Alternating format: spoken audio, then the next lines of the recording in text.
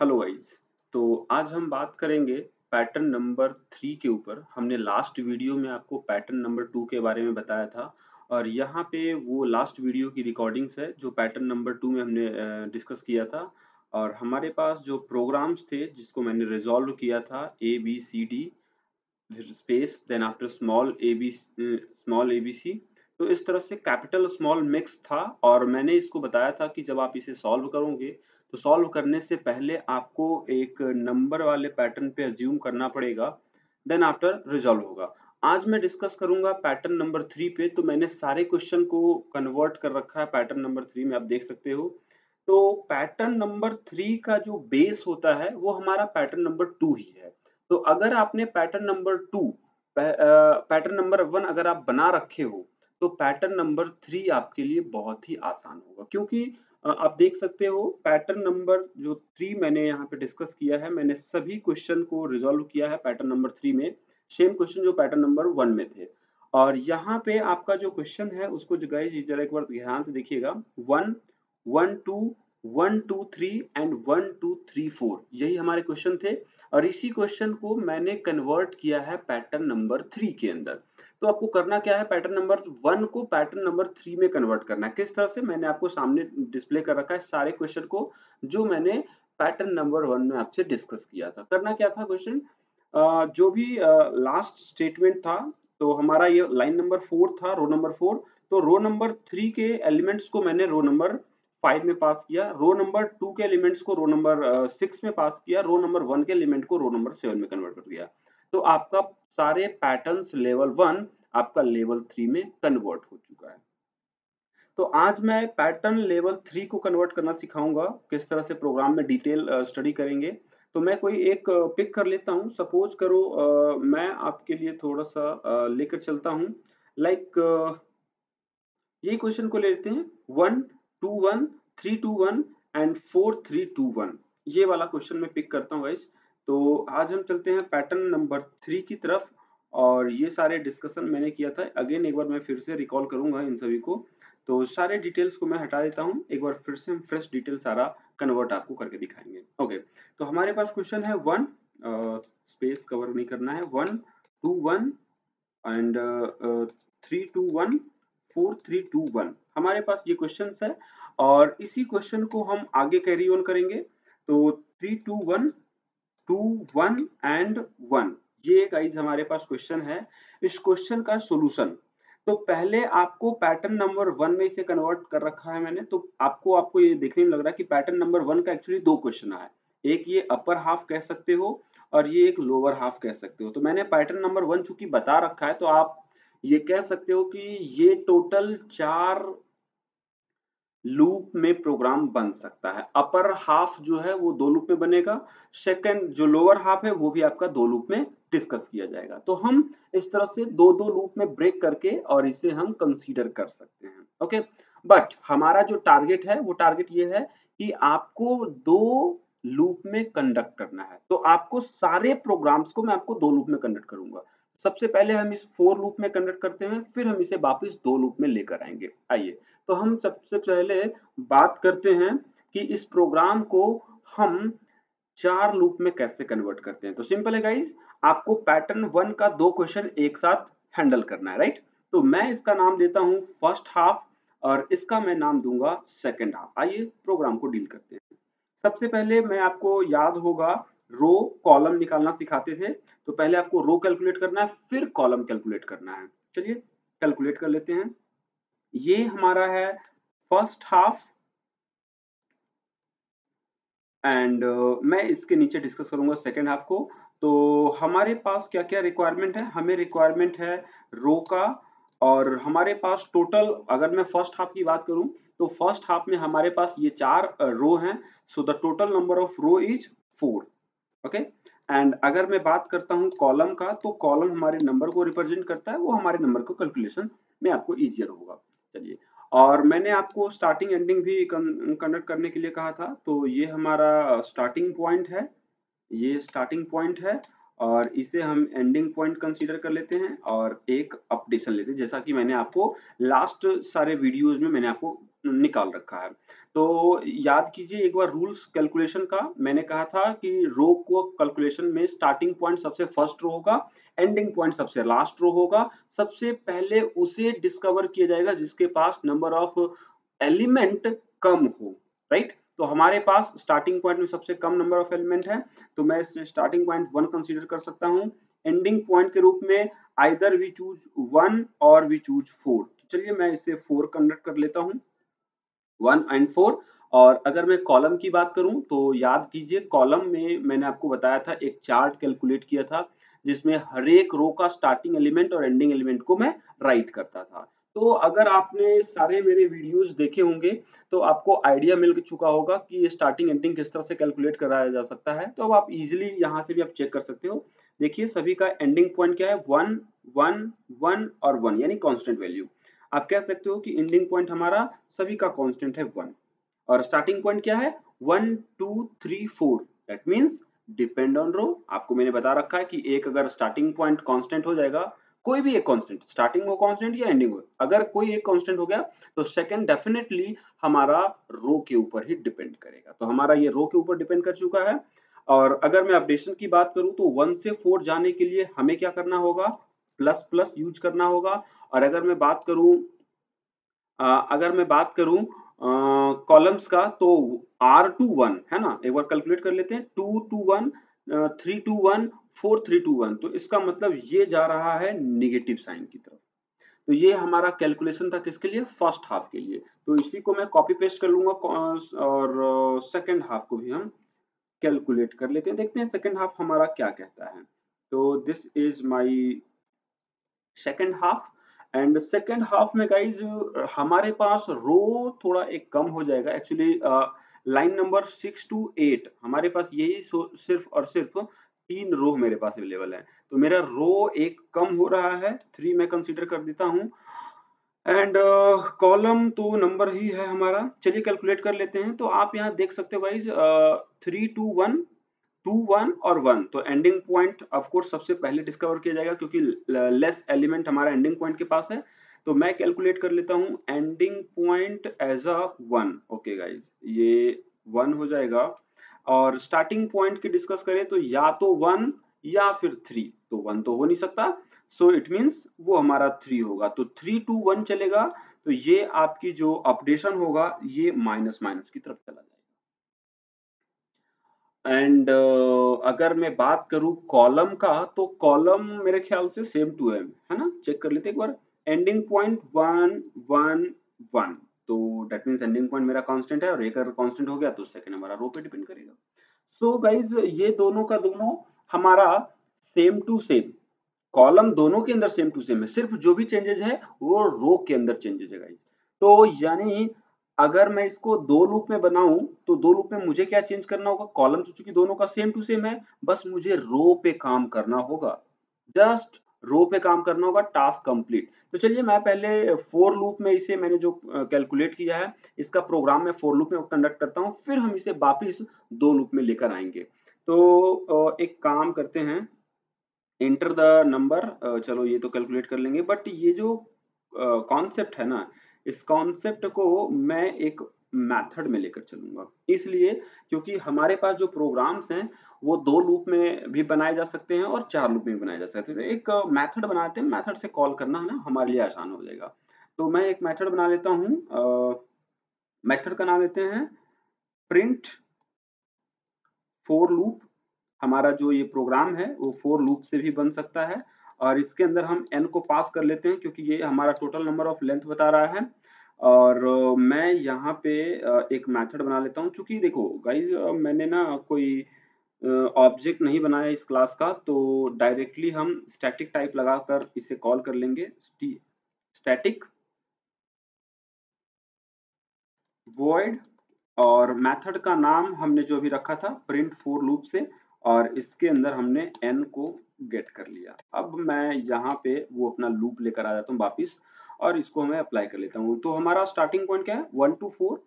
चलिए starting point 1 से लेकर, चूंकि ये हमारा प्लस प्लस है ना, so less than equal to n, 4 बोले तो n, सो 1 to n। और i हमारा क्या होगा, आई इधर आ जाएगा प्लस प्लस के केस में। तो ये हुई स्टोरी, हमारा आई की वैल्यू को डिफाइन किया यानी रो कैलकुलेट कर लिया। अब मैं जरा कॉलम की बात करूं तो कॉलम हमारा क्या है, R21, वो भी माइनस माइनस में। So J equals to R बोले तो I से लेकर 1 तक चलेगा, so greater than equal to 1 and J minus minus. तो ये हमारा कॉलम फॉर नंबर, यहाँ पे तो स्पेस है नहीं ना, सो हमारा ये कॉलम फॉर नंबर है। तो नंबर कंसीडर कर लेते हैं। इस पार्ट को मैं हटा देता हूँ, ये सब मेरा प्रीवियस क्लासेस का रिकॉर्डिंग है। सो मैं यहाँ पे प्रिंट कर लेता हूँ डायरेक्ट J को, डन। एंड बस 2 लूप में हमारा प्रोग्राम बन चुका है। और मैंने आपको कहा था ना 4 लूप में बनाने के लिए सेकेंड हाफ 3 से लेकर 1 तक। आइए तो इसी को कॉपी कर लेते हैं। ये 2 लूप हमारा कंडक्ट हो चुका है, कॉपी एंड इससे हम पेस्ट कर लेते हैं। और जो चेंजेस होगा कॉलम में बिल्कुल चेंजेस नहीं करना, जो भी चेंजेस करना है वो रो के अंदर करना है। 3 to 1 हमने किया है, तो रो की वैल्यू 3 बोले तो अगर n की मैं बात करूं तो n के हिसाब से n-1 हो जाएगा ना। सो n-1 यानी अगर वैल्यू 4 हुआ तो 3 हो जाएगा। तो n-1 गाइस वेट, ये तो यहाँ पे चेंजेस होगा, n-1 टू हमारा ये उल्टा चलेगा 1 तक, सो ग्रेटर देन 1 और i को हम कर लेते हैं माइनस माइनस। बस इतना ही चेंजेस करना है, उसके बाद तो कोई चेंजेस करने की मेरे ख्याल से जरूरत नहीं है। मैं एक बार टेस्ट कर लेता हूँ। सो मैं अपना CMD ओपन कर रखा हूँ। सो जावा टेस्ट डॉट जावा, हमारा प्रोग्राम कंपाइल हो चुका, रन हो गया। रन होने के बाद वो एंटर द नंबर हमसे पूछ रहा है 4, और ये देखिए 1 2 3 4, ये 4 रो और उसके नीचे 3 2 1 है ना। तो हमारा जो रिक्वायर्ड डेटा था वो हमें मिल चुका है। तो इस तरह से आप किसी भी टास्क को परफॉर्म कर सकते हो यूजिंग, पहले आपको फोर लूप में करना था और फिर उस फोर लूप को आपको 2 लूप में कन्वर्ट करना था। ओके, तो मैंने यहाँ पे आपको 2 लूप में कैसे कन्वर्ट होगा ये मैंने आपको बता दिया। अब मैं इसको 2 लूप में थोड़ा लॉजिकली दिखाते हैं। ये तो हमारा प्रोग्रामिंग था, 4 लूप से मैंने कंडक्ट किया था। अगर आपको इसे 2 लूप में करना है तो चेंजेस क्या करना है, ध्यान से देखिएगा। चेंजेस हमें जो करना है वो सिर्फ रो के लिए, क्योंकि कॉलम देखिए दोनों में सेम टू सेम है, आप प्रोग्राम देख सकते हो। ये मेरा 2 लूप अपर हाफ का है, ये 2 मेरा लूप लोअर हाफ का है। तो हमने चेंजेस क्या किया, सिर्फ आई के अंदर किया ना। तो चलिए क्या चेंजेस हुआ जरा हम ये कंडक्ट कर लेते हैं। आइए ऊपर, तो मैं यहाँ पे टोटल रो की स्टेप में राइट करने वाला हूँ। तो रो के ऊपर जो जो भी ऑपरेशन मैंने किया वो सारे ऑपरेशन मैं यहाँ लिखूंगा। देखो अगर आप ना 4 लूप से इसे कंडक्ट कर लेते हैं तो 2 लूप से बनाना आपके लिए आसान हो जाएगा, क्योंकि 2 लूप में बनाने के लिए मैं एक जरा कॉन्सेप्ट लेकर चलता हूँ फिर आपको समझाऊंगा। टोटल रो हमारे पास कितने हैं, 7, जबकि अभी हमारे पास क्या था, फर्स्ट हाफ में 4, सेकेंड हाफ में 3। तो अगर मैं आई की बात करूं, है ना, आई कितने टाइम रन होगा, तो आई फर्स्ट हाफ के लिए 4, सेकेंड हाफ के लिए 3, टोटल कितने हो गए 7। और वैसे ऊपर आप चेक कर सकते हो हमारे पास टोटल 7 स्टेप हैं। तो मेरा आई की वैल्यू 1 से लेकर, अगर मैं इसको एन ऑपरेशन करूं, एन की वैल्यू सपोज कर लेते हैं 4 है, तो हमारा आई कहां तक चलेगा, आई चलेगा, आई हमारा रन होगा 1 से लेकर, है ना, 1 से लेकर आपका 2n-1 तक चलेगा। आई की जो मूवमेंट होगी 1 से लेकर 2n-1 तक होगा। 2n-1 मैंने क्यों कहा, क्योंकि आई की वैल्यू 1 से चल रहा है, n की वैल्यू मैंने 4 रखा है सपोज दैट, और अगर 4 हुआ तो 4 और 3 टोटल 7, यानी 2n वैल्यू 8 आएगा, 8-1 7, काम हो गया। और आई की जरा मूवमेंट में राइट करके दिखाता हूँ। आई इक्वल टू 1 2 3 4 5 6 7, ये हमारी मूवमेंट होगी। जब आप लूप लगाओगे गाइस, तो लूप तो 1 to 7 चलेगा, 7 to 1 चलेगा, यही होगी ना। लेकिन मुझे रिक्वायर्ड क्या है, मुझे लूप के लिए क्या चाहिए था, देखिए लूप के लिए चाहिए था 1 से n और n-1 से 1 तक।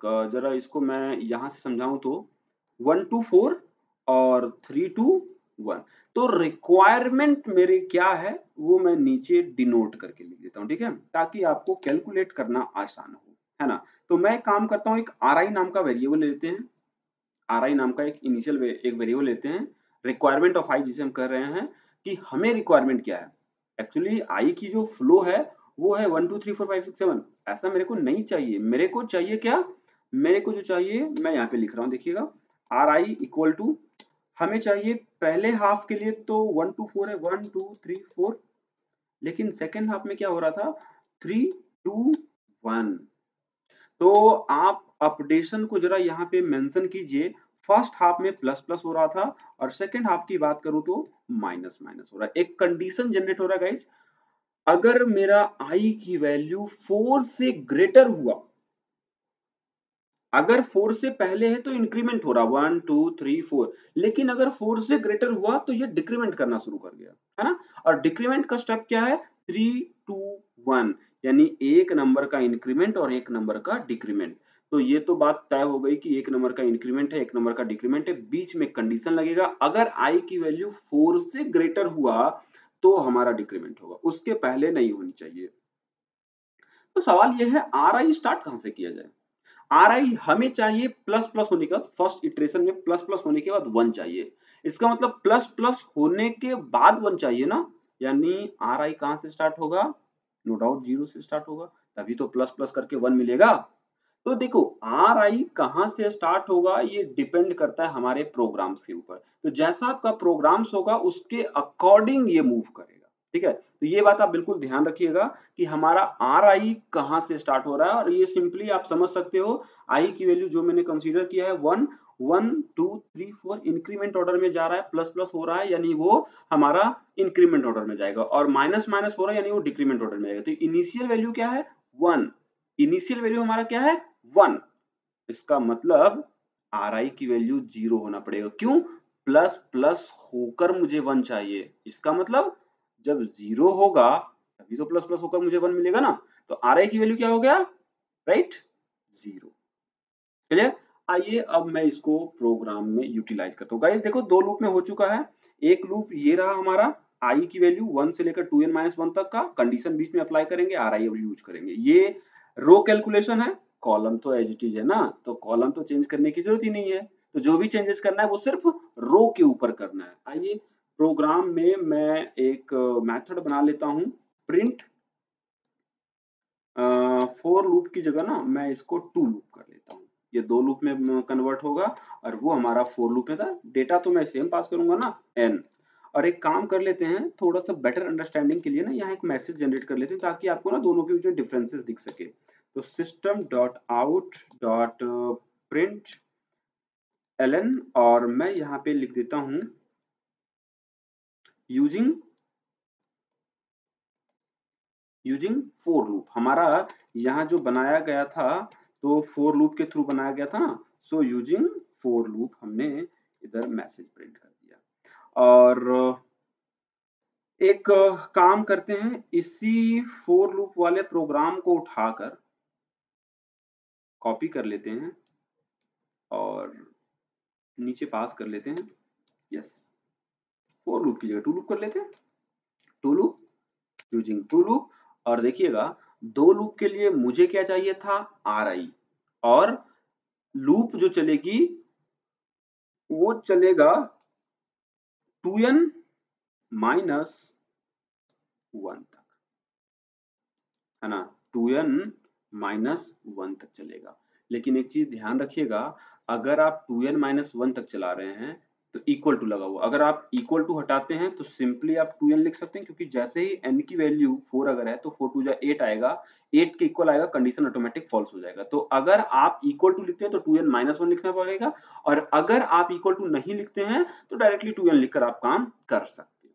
चलिए यहाँ पे हमने 2n का स्टोरी समझाया, और ये लूप हटा लेते हैं, इसकी मुझे जरूरत है नहीं, मैं सिर्फ दो लूप की बात करूंगा। ये तो खैर कमेंट वाला ऑप्शन है, इसको मैं हटा देता हूँ, क्योंकि ये हमारा, आ जाइए तो हम एक वेरिएबल कंसीडर कर लेते हैं int ri के नाम से, जिसकी इनिशियल वैल्यू होगी 0, इनिशियल वैल्यू होगी 0 और ऊपर लगेगा एक कंडीशन। अच्छा, आप चाहो तो कंडीशनल ऑपरेटर अगर आपको पता है तो यूज कर लीजिए, और अगर आपको कंडीशनल ऑपरेटर नहीं पता, don't worry, if condition simply use कर लीजिए। मैंने कहा था इफ, ऊपर देख लीजिए, मैंने क्या कहा था, 4 से पहले तक अगर i की वैल्यू 1 से लेकर 4 है, 4 बोले तो n, अगर i की वैल्यू 1 से लेकर n लेस देन और इक्वल टू है तो प्लस प्लस हो रहा, और अगर i की वैल्यू n से ग्रेटर हुआ तो माइनस माइनस होगा, सिंपल है ना।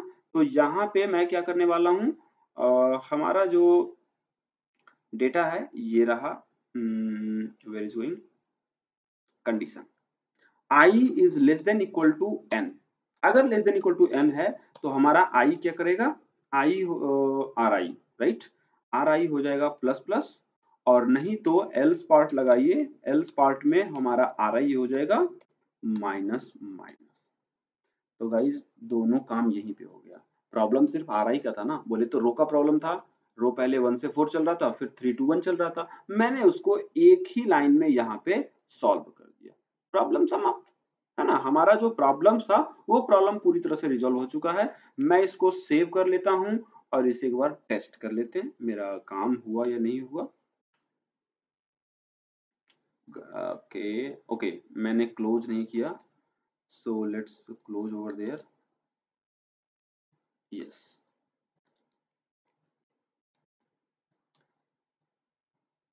Again, semicolon missing. It's a silly mistake.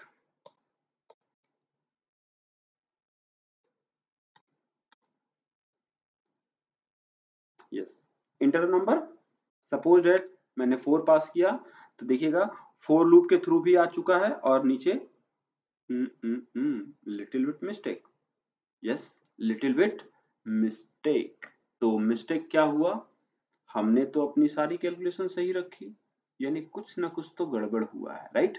गड़बड़ क्या हुआ आप देख सकते हो, 1 2 1 3 2 1 4 3 2 1, यहाँ तक तो सही है मामला, बट यहाँ जो प्रिंट हो रहा है, क्या प्रिंट हो रहा है, 5 4 3 2 1, जबकि हमें चाहिए 3 2 1। याद कीजिए मैंने जो आपको लूप समझाया था, एक सेकेंड, मैंने जो आपको लूप समझाया था, यहाँ जो मूवमेंट हो रही थी 1 से 4, तो R to 1 प्रिंट हो रहा था, है ना, R to 1 प्रिंट हो रहा था ना, रो बोले तो RI नॉट R, अब की बार I नहीं बल्कि RI था, तो मैंने गड़बड़ क्या किया, यहाँ जो प्रिंटिंग थी RI लिखना था और मैंने I लिख दिया, बस इतना सा प्रॉब्लम था। तो देखो प्रॉब्लम आनी भी चाहिए, जब तक प्रॉब्लम नहीं आएगी आप रिजॉल्व कैसे करोगे, इसलिए कभी भी अगर प्रॉब्लम्स आपके पास आता है, एरर आता है, एरर से ना घबराएं, उसको रिजॉल्व कीजिए, स्टडी कीजिए, और ये चीजें ड्राई रन से होगी, जितना ज्यादा आप ड्राई रन करोगे आपके लिए उतना ज्यादा परफेक्ट होगा। देखिए टू लूप और फोर लूप दोनों अवेलेबल है, तो यहाँ पे आपका टास्क बहुत ही आसानी से रिजॉल्व हो सकता है, ठीक है। एक बार मैं ड्राई रन पे चलता हूँ कि ये इंटरनली आखिर कैसे वर्क किया था, जरा समझिएगा ध्यान से।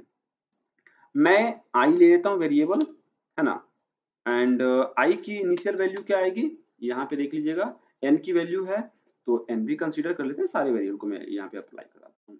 एन इक्वल टू हमारा 4 था, है ना, आई की वैल्यू इनिशियली 1 आएगा, आर आई की वैल्यू ऊपर भी मेंशन कर लेते हैं, आर आई की वैल्यू, आर आई की वैल्यू हमारा इनिशियली 0 अवेलेबल था, चलिए आर आई की इनिशियली वैल्यू हमारे पास 0 अवेलेबल है, तो सारे वेरिएबल मैंने डिस्कस कर लिए, हाँ जी।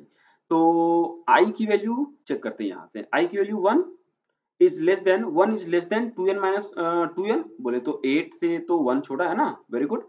तो नीचे आते हैं, आई कंडीशन ये ट्रू होता तो अपनी बॉडी के अंदर आएगा, आई बोले तो 1 is less than equal to 4, condition true हो गई, जैसे कंडीशन ट्रू हुआ आर आई प्लस प्लस हो जाएगा, तो आर आई की वैल्यू 0 से क्या हो जाएगा, 1 हो जाएगा, आर आई की वैल्यू 0 से 1 हो गया, जैसे 1 हो गया तो हमें चलते हैं नेक्स्ट कॉन्सेप्ट पे लेकर, फॉर लूप आएगा, आर आई की वैल्यू 1, जे की वैल्यू आर आई बनेगी, तो जे की वैल्यू आर आई बनेगी यानी 1 हो जाएगा, तो 1 is greater than equal to 1, greater than नहीं है लेकिन 1 तो इक्वल टू तो है ना, कंडीशन ट्रू, जैसे कंडीशन ट्रू होगा जे की वैल्यू प्रिंट हो जाएगा, और जब जे की वैल्यू गाइस प्रिंट करोगे, मैं यहाँ पे प्रिंट करके आता हूँ, 1 प्रिंट हो गया, जे फिर से क्या होगा, माइनस माइनस, जे जैसे ही माइनस होगा, कंडीशन एक बार चेक कीजिएगा, 0 is greater than sorry 0 is greater than equal to 1, तो ना ग्रेटर देन है और ना इक्वल टू है, कंडीशन हो गई फॉल्स।